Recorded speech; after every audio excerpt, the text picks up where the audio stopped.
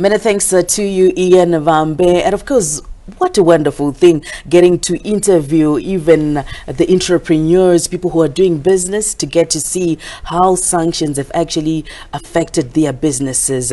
Dr.Abigale Mupambi, what's your comment on that conversation Ian was having with those guests? I think it's important, like I've said, for people to build from within. I think it is a motivator, and we need to learn from those who have made it.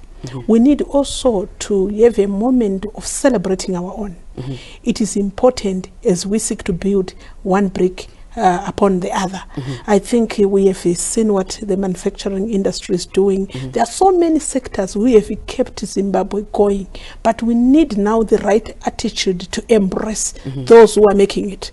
We need to be in the right attitude, because I think colonialism also left a serious colonial legacy where we think the white skin is the person who should be doing better, such that sometimes we water down what our own people are doing. But here is the theme, here is the focus. We are looking inwards. We need to emulate and support such resilience. Indeed. So now Ian spoke about His Excellency's speech. That's the Executive Secretary for SADC, that is H.E. Lais Magosi. He made an address this morning and talking about the removal of sanctions on Zimbabwe. Now let's talk about just making these calls.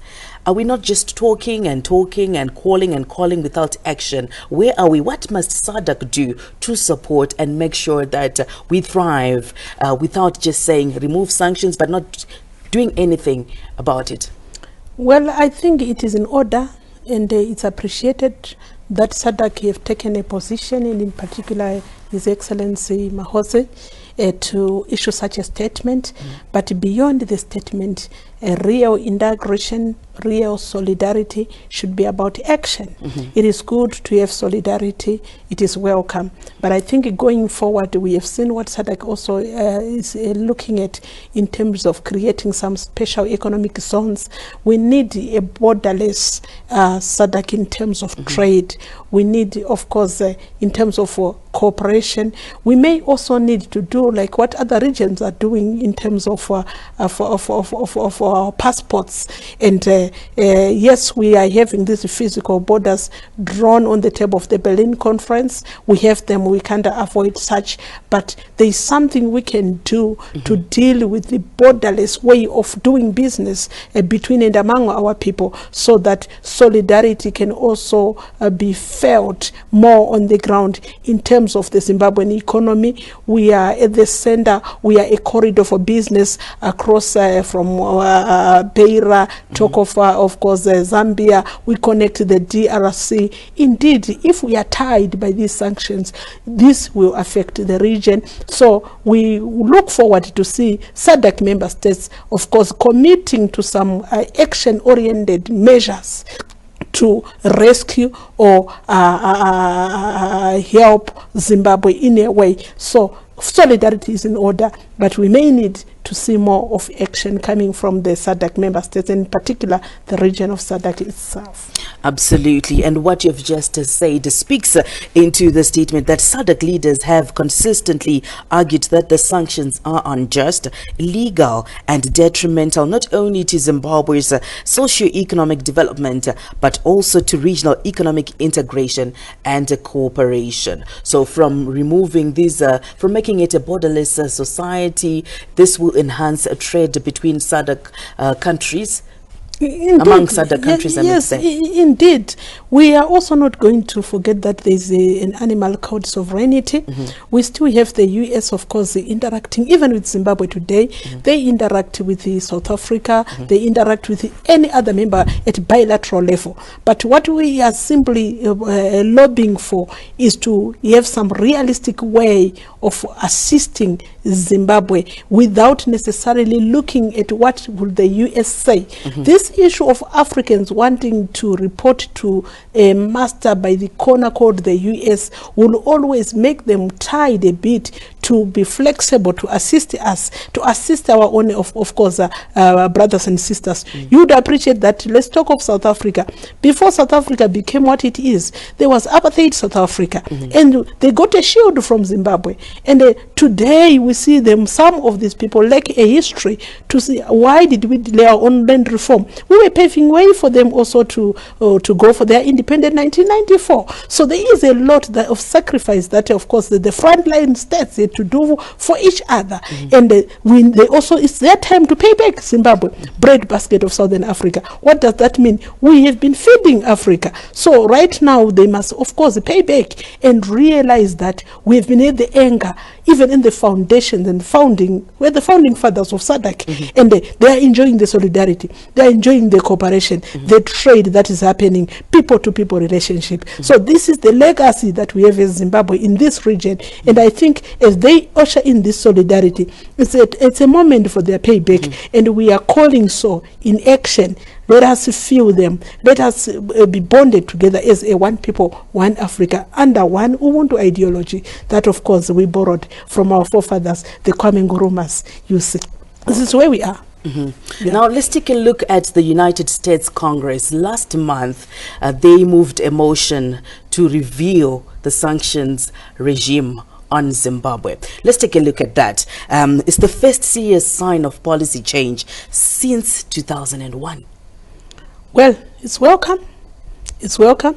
And we only may not appreciate that if it is backed by conditions. Then it becomes another lipstick approach. So I think it's a good motion, but it has to be, of course, done. Probably they have to give us results.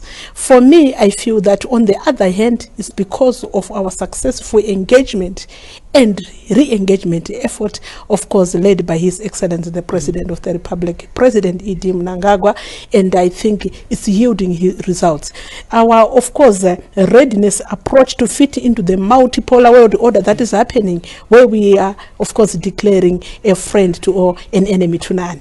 And I think they are forced also to fit into that one. On the other end, we see them also feeling the heat of the competition of the multipolar world order. They don't want to be left behind. Of course, they will be left behind. The system is opened up with so many players. So Zimbabwe can look even east, they can look west, they can look south, or we can look inwards, like our theme is also suggesting. So I think there are so many factors leading to that, but it is, of course, a positive move. We need to coexist. Of course, Zimbabwe cannot live in isolation, neither the US can live in isolation. So it's a good move, of course, coming from all ends with diplomacy, realism, and so forth.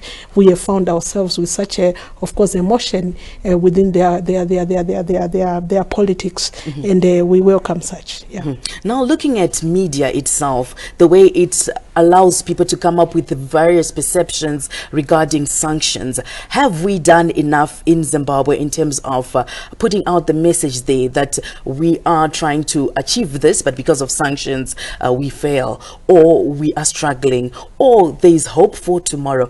Has media been doing a lot? Well, within the country, I think media have been doing fairly well, our own media. But don't forget that even our own media personnel, I want to believe they are also targeted. Yeah, the likes of Ruben Barwe, the likes of Fuhuni, Msoro Ngoma Nkosi. Look at that.